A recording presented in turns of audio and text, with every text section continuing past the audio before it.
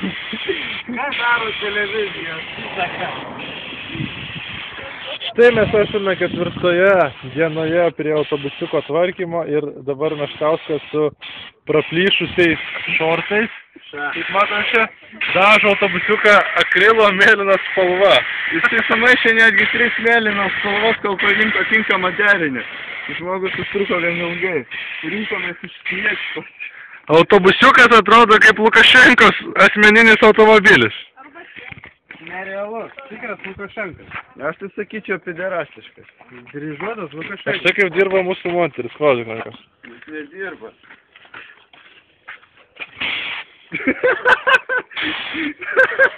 Kryžių čia, kryžių. Neina kaip nubrėžti.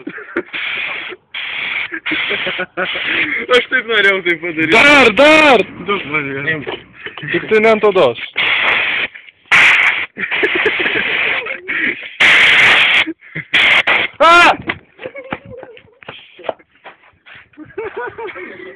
Tomas tik geri mėlyna.